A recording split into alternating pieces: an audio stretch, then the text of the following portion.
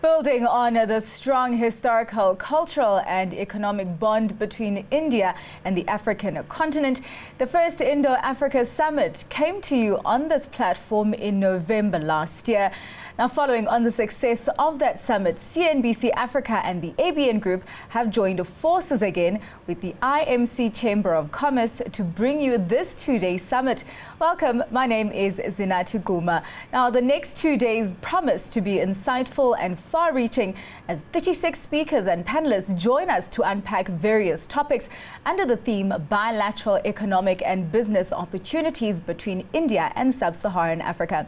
We'll put the spotlight on sectors such as power and renewable energy, knowledge, skill and education, automobiles, two-wheelers and electric vehicles, agriculture and food processing, resources, mining, oil and gas, and health infrastructure. So let's get started. I'd like to welcome the man instrumental in making this happen. Rajiv Podar, President of IMC Chamber of Commerce and Industry. He is also the Managing Director of Podar Enterprise and has wide experience in international trade and development. Mr. Podar, over to you. Thank you. Shri Anil Agarwal ji, Ms. Busi Abuza, dignitaries, distinguished delegates, ladies and gentlemen. A very good afternoon to all our friends in India and in Africa. On behalf of the IMC Chamber of Commerce and Industry and CNBC Africa, I extend a warm and hearty welcome to the Indo-Africa Summit 2021. A special thanks to Shri Anil Agarwal ji and Ms. Busi Mabuza for sparing their valuable time for us today. After an overwhelming response and participation at the Indo-Africa Summit in November 2020, the IMC Chamber of Commerce and Industry and Africa Business News Group are happy to join hands again for the Indo-Africa Summit 2021. Special thanks to Ms. Robota Naika, CNBC team, IMC Organizing Committee, and the IMC team for their tireless efforts in putting together this summit. India and Africa are two of the most vibrant and dynamic economies. Together, it represents 2.5 billion people and a GDP of $5.5 trillion. India and Africa share a rich history of culture, economic, and political interaction. India is the world's fastest major economy, projected at 11.5% growth in GDP in 21-22. Large parts of the Indian society are simultaneously growing richer. The number of Indians in the middle class income bracket is expected to reach $475 billion people by 2030. According to Brookings, Africa's potential of growth market for business remains both underestimated and misunderstood, as does the potential for business. This is best exemplified when one considers the question, how many companies in Africa earn annual revenue of $1 billion or more? Most global executives and academicians will assume it to be less than in three-digit figures. The reality, more than 400 such companies exist, and they are on an average growing faster and more profitable than their global peers. Africa's fast-growing population and markets presents important opportunities for business in an environment of slowing global growth. At the same time, greater innovations and investments from business is essential to meet Africa's unfulfilled demand of goods and services, close the gap in its infrastructure, create jobs, and decrease poverty. 6 of the world's 12 fastest growing countries are in Africa. Further, between 2018 and 2023, Africa's growth prospects will be among the highest in the world, according to IMF. Indian interest and investment in Africa has become very visible and are on the rise. So it is timely to reflect on how experience in India may be relevant and helpful to progress in Africa. In the past 5 years, More than 85 acquisitions and equity investments were made by Indian companies in Africa for an investment of over $16 billion in highly varied sectors ranging from telecom, agriculture, energy, consumer goods, cement, textiles, etc. In the last 2 decades, Indian bilateral trade with Africa has seen tenfold increase, growing at from $7 billion to about $67 billion. There is tremendous potential for further growth in the years to come. The African Continental Free Trade Agreement that has come into force in 2019, establishing the largest free trade area in the world, has entered its operational phase. Indian companies can now benefit by investing in Africa for accessing the unified African market created by AFTA and also supplying chain between India and Africa. As on June 2020, India had extended 181 lines of credit totaling to $12.7 billion to 41 African countries for development projects. Indian Development Partnership with Africa has seen completion of 194 projects in 37 countries. India currently has 38 missions, with the fourth of them opening in the last 2 years in Africa. Additional 47 missions are planned in Africa by 2022. 2 years ago, our Honorable Prime Minister outlined a vision for intensifying and deepening bilateral relations with Africa.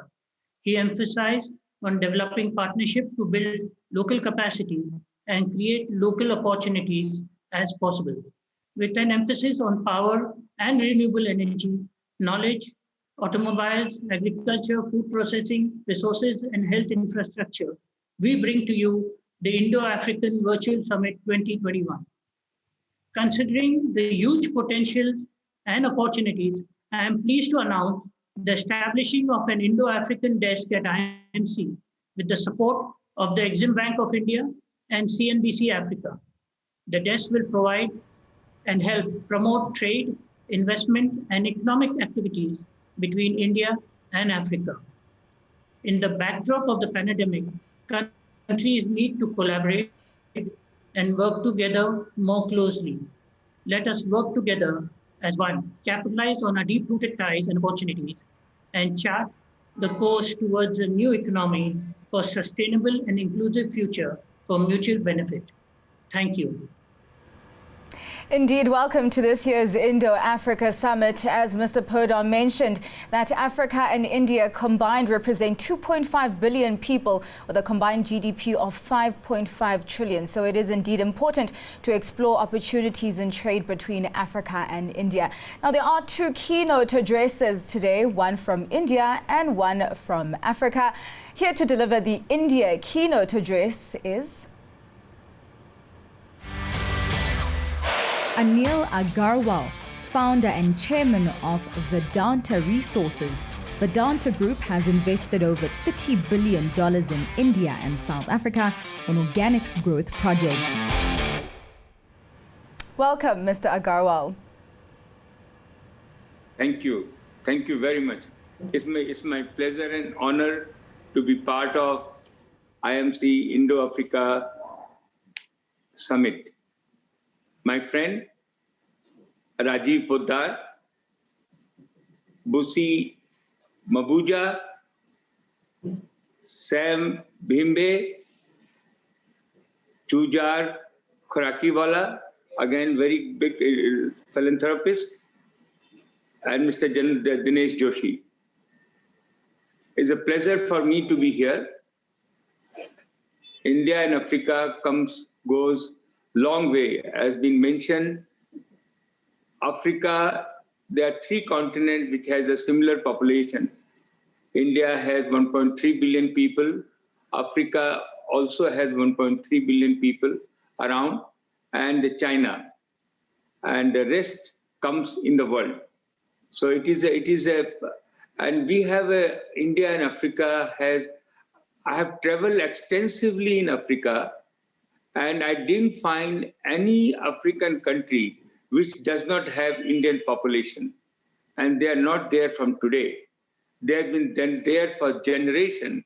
and they're part of African culture, and we Indian have a natural position to mix up with the people and the part of that country. So I'm very pleased that India, Africa, huge potential. Also similar that most of the African countries are democratic. That's a great, great advantage. And it is the people awareness, how they are looking their country to develop. I have seen Africa, the kind of potential they have. I don't think any part of the world that exists, whether you call it a tourism, whether you call it above the ground, which is agriculture, below the ground, of every kind, whether it's oil and gas, all the minerals, diamond, gold, copper, anything you talk about, I think today the biggest source of getting the raw material from Africa to any part of the world, that is what is happening. The time has come where Africa has to process their own material. As you have seen in tourism, this is the destination where everybody would like to go to the Africa. It has the game, it has the beach, it has the amazing monuments, and it is the place where everybody is going. And that will also, if you ask a common Indian, he will definitely prefer to go to Africa for his vacation. So this is I can come about more and more about our relationship with the Africa, India, Africa natural partner. Whether you call it into natural resource, culturally, you talk about tourism, you can talk about education, and also technology and innovation. I've seen the African people intelligent. I have been in Africa from last 15 years, invested almost $4 billion.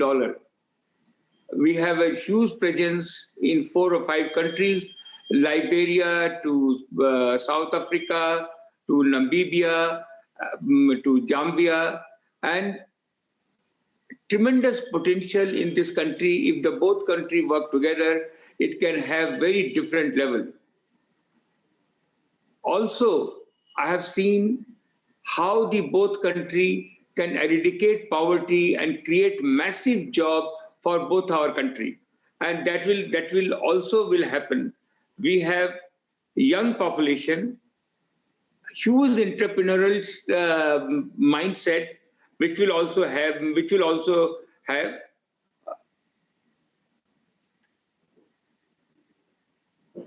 I believe that time to come, India and Africa going to drive the economy in the world. As you know, Vedanta, we produce one of the largest oil and gas in the country. We produce aluminum, copper, zinc, iron ore, silver, gold, everything here. We also we have invested in South Africa. We are going to invest another $1.5 billion in another 2 years' time in Africa. I was very honored to be the part of South Africa Advisory Council with the President, and we really looking forward whatever we can add value to our both country. One of the program which I believe India can offer in a big way is skill development. We are hugely driven by the skill development, startup, entrepreneurship, and which we can work together and how we can take it forward to make sure, including the African women, the women empowerment is going to change Africa. So this is also very important, and these two countries can work together. Healthcare. What we have done in this pandemic time, where our Prime Minister Narendra Modi always have Africa in the mind, and he is making a priority that vaccine can be sent to Africa. We also believe that a lot of development can happen in the health sector in Africa, and Indo-Africa should work together. We have Prime Minister Atmanirbhar word, which is self-reliance. And my dream is the Africa should have the same dream of the self-reliance.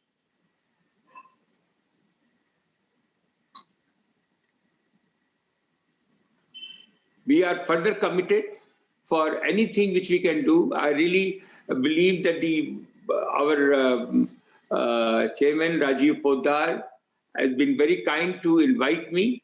And my heart was heartfelt because I'm always looking at Africa, because that country has tremendous potential. And whatever in my level, which we can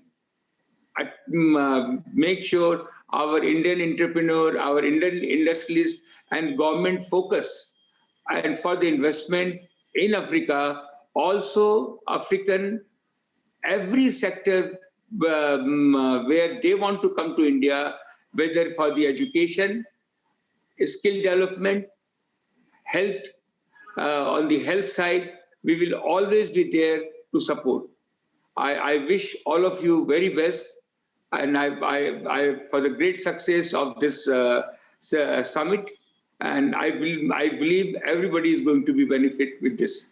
With that, thank you very much.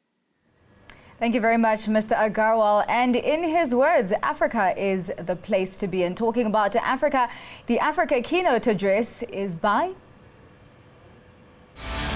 Busi Mabuza, Chair of the Board of Industrial Development Corporation of South Africa, which is the largest development finance institution in Sub-Saharan Africa. Excellencies, esteemed guests, ladies and gentlemen, I acknowledge the opportunity to join you as we once again put our heads together at this Indo-Africa Virtual Summit, sponsored by the IMC Chamber of Commerce and Industry and the ABN Group.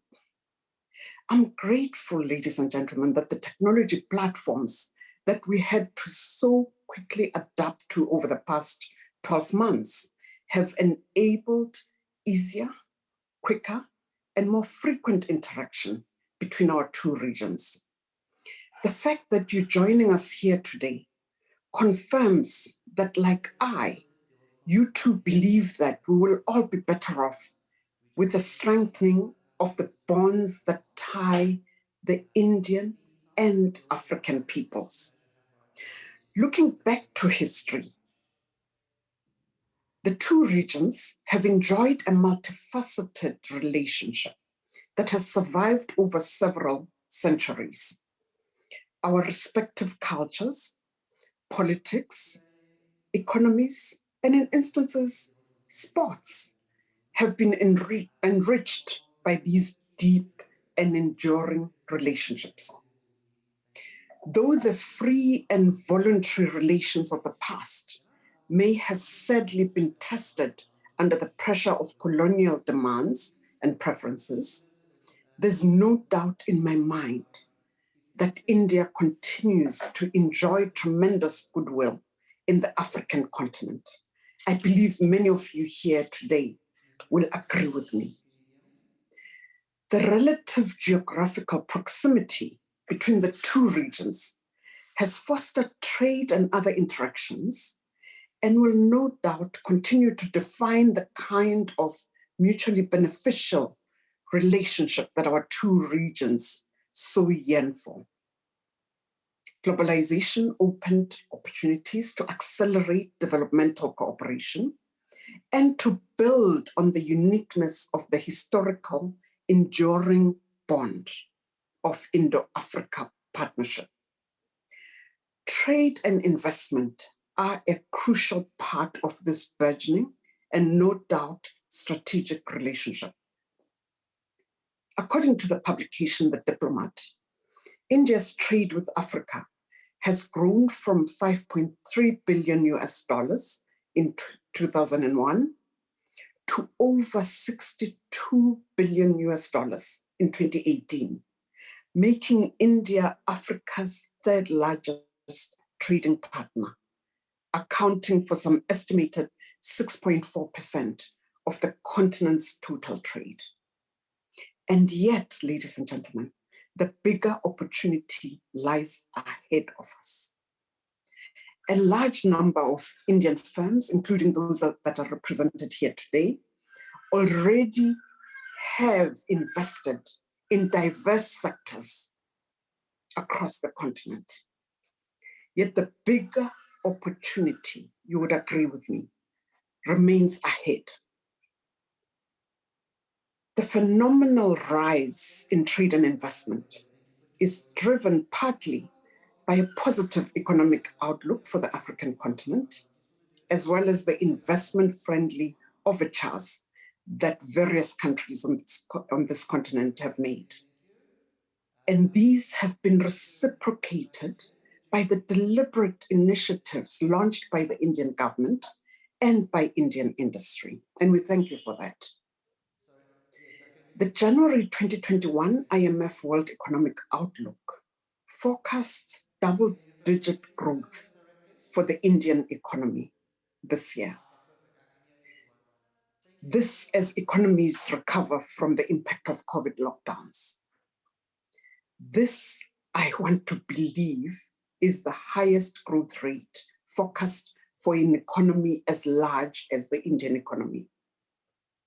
According to the IMF, Africa was in 2019 home to several of the fastest growing economies in the world.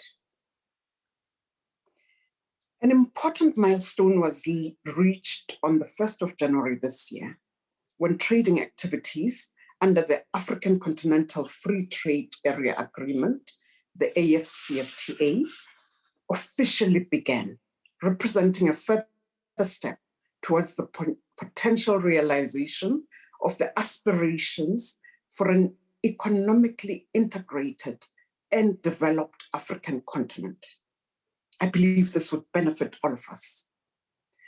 Not only does this herald a remarkable shift and sense of commitment towards greater levels of integration within the continent, but if successfully implemented, the impact could be significantly transformational for this region, bringing about much needed reforms that are critical for sustainable and inclusive developmental outcomes, something that we all care about.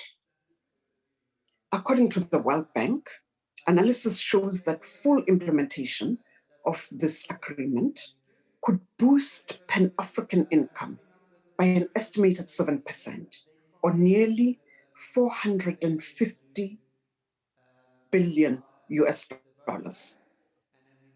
The agreement would also significantly expand African trade, and especially intra-regional trade in manufacturing.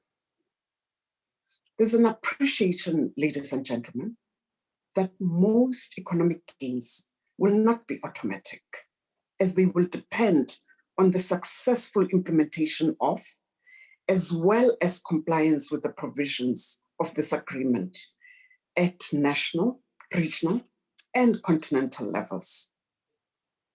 The success of this agreement will, to a great extent, be contingent on, and I quote, effectiveness of the various complementary policies and initiatives being put in place to enable African business and individuals to take advantage of trade and investment opportunities under the AFCFTA. This is according to the UN Economic Commission for Africa.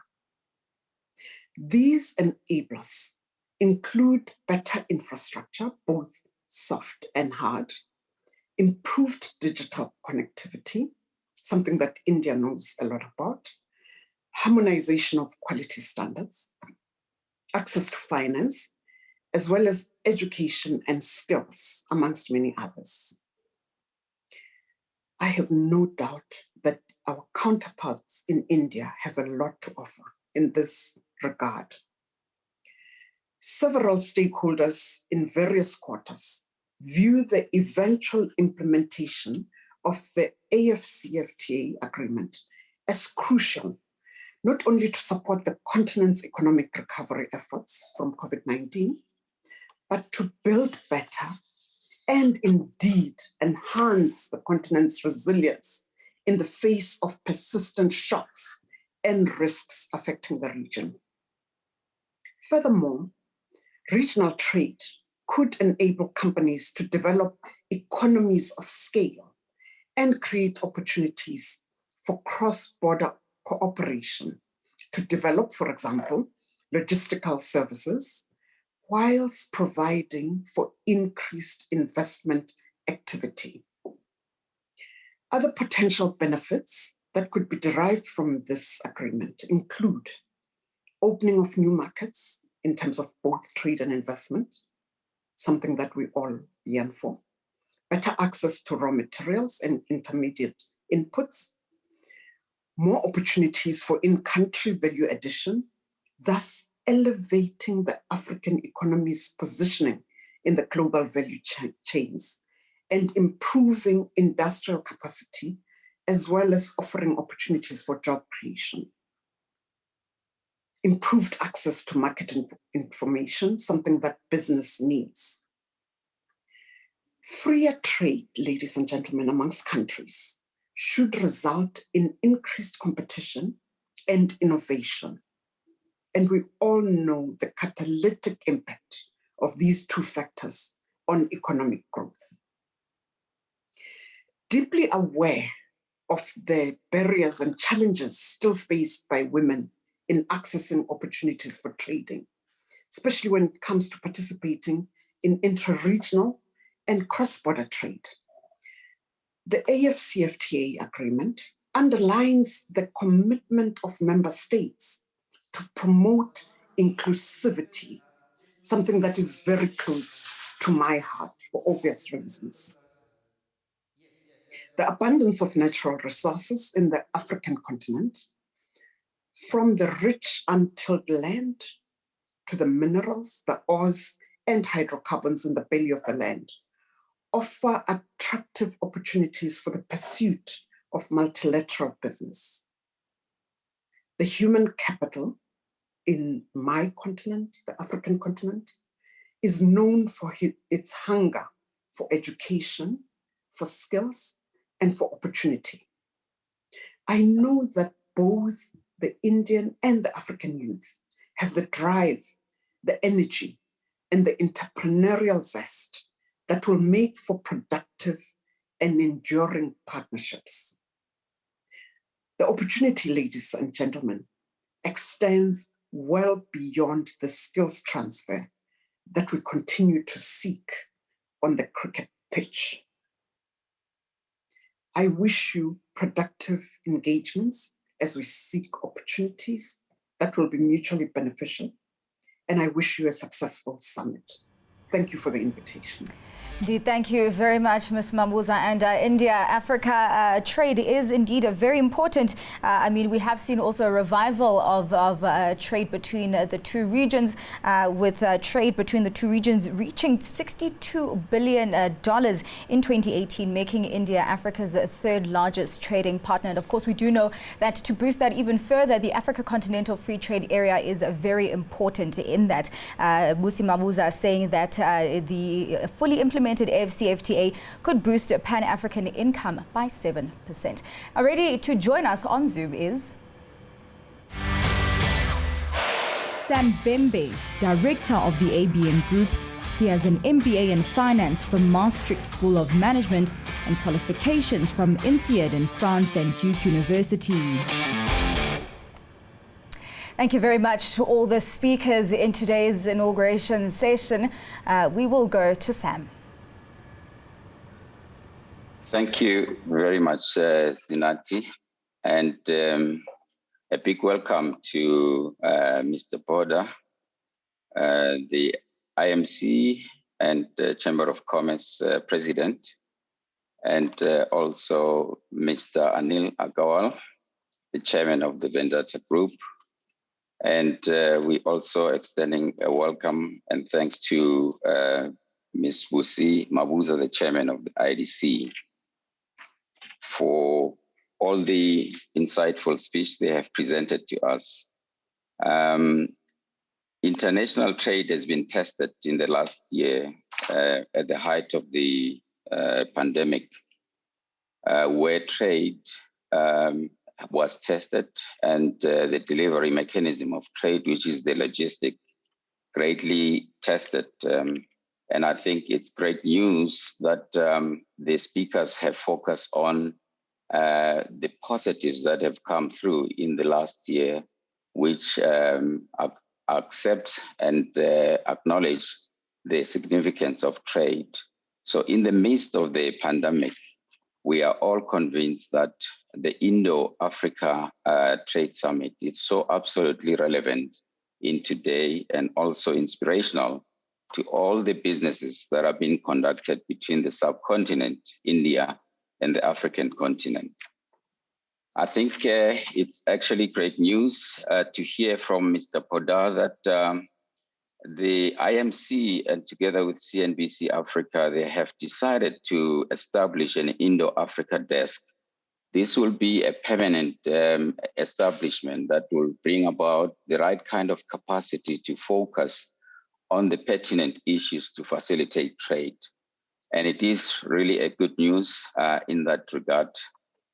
And we also like to thank the salient points that have been brought forth by Mr. Agarwal. He stated the natural partnership, the significance of all the natural attributes between the subcontinent, India, and the African continent. And that relates to the mutual beneficiation and benefits that we're all expecting. I like his emphasis on the beneficiation in Africa. For too long, the African continent was always being seen as having just the comparative advantage of trading in commodities. But I think the significant investments that the Vendetta Group and all other groups that are interested in Africa have done over the past few years indicates that sustainable trade really needs both beneficiation across the two trading partners. Very exciting in that regard.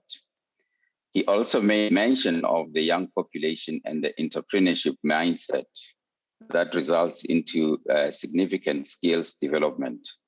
That's a positive development that we're also excited about. I think in the midst of the current pandemic, we have realized that balanced trade is quite a significant thing, because some other trading measures, especially the last mile delivery, might be hampered by issues and conditions beyond any other trading partners' control. And therefore, a balanced trade gives us hope and also confidence of the sustainability of the trade agreement. I think Busi has explained it very well, the expectations around the free trade that is continental, the AfCFTA. I think it underpins the expected economic and development revival of the African continent. And therefore, industrialization and logistic development, which is one of the weakness of the intertrade between India and Africa, has been the last mile, the development of the infrastructure around logistics. And I think the free trade agreement that is now being cemented will unleash the required investment to create capacity that will be pertinent to sustain the trade that has already been growing at absolutely impressive rates since the early 2000s. And I think she's quite correct to say this will also spearhead the innovation that is required. With the young entrepreneurship base that both trading partners have, we anticipating that something big in terms of enhanced value addition between the two respective economies will happen for mutual benefit of the citizens of this. It is also, I think, a point to be acknowledged every time that a quarter of humanity on the planet, it's actually sitting in these two respective trading partners in the Indian subcontinent and also in the continent of Africa. And therefore, we expecting that a beneficial trade between these two trading partners will therefore benefit a significant portion of the human population. I think we're very grateful and excited that the second session of this Indo-Africa trade discussions is starting. And we have to consolidate the gains and the thoughts processes that we had developed in the past year. And it is my absolute pleasure on behalf of the board of CNBC Africa and also the ABN Group to say welcome and absolute pleasure to have everybody, all the speakers who are ready to deliver food for thought for us. And also, lastly, special thanks to Ms. Roberta Naika for being a persistent organizer of these successful Indo-Africa discussions. So we wish you all good luck, and I'll hand you back to Zinati. Thank you very much. Thank you very much. That was Sam Bembe. And thank you very much to all our speakers on day one of this two-day Indo-Africa Summit for 2021.